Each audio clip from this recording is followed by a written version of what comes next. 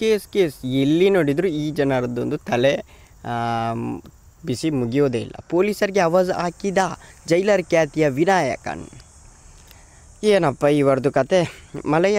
ಅದಕ್ಕಿಂತ ಮೊದಲು ಗಿರ್ಮಿ ಕನ್ನಡ ಟಿವಿಯನ್ನು ಮೊದಲು ನೋಡ್ತಿದ್ರೆ ಸಬ್ಸ್ಕ್ರೈಬ್ ಮಾಡ್ಕೊಳ್ಳಿ ಮತ್ತು ಅಲ್ಲೇ ಪಕ್ಕದಲ್ಲಿರೋ ಬೆಲ್ಲೈಕನನ್ನು ಪ್ರೆಸ್ ಮಾಡಿ ಗೈಸ್. ಮಲಯಾಳಂ ನಟ ವಿನಾಯಕ ಮತ್ತೆ ಕಿರಿಕಿರಿ ಮಾಡಿಕೊಂಡು ಕುಡಿದ ಮತ್ತಿನಲ್ಲಿ ಪುಂಡಾಟಿಕೆ ನಡೆಸಿ ಅವರನ್ನು ಗುರುವಾರ ಬಂಧಿಸಲಾಗಿದೆ.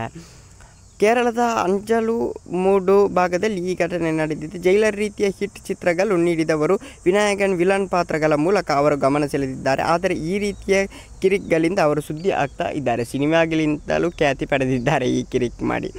ವಿನಾಯಕನ್ ಅವರು ಹಲವು ವರ್ಷಗಳಿಂದ ಚಿತ್ರರಂಗದಲ್ಲಿ ಆ್ಯಕ್ಟಿವ್ ಆಗಿದ್ದಾರೆ. ಅವರು ಮಾಡುವ ವಿಲನ್ ಪಾತ್ರಗಳು ಸಖತ್ ಇಷ್ಟ ಆಗುತ್ತದೆ.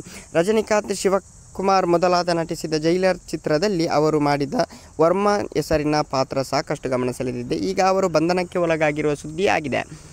ಮೇ 2ರಿಂದ ವಿನಾಯಕನ್ ಅವರು ಅಂಜಲುಮೂಡು ಭಾಗದ ಹೋಟೆಲ್ನಲ್ಲಿ ಉಳಿದುಕೊಂಡಿದ್ದಾರೆ.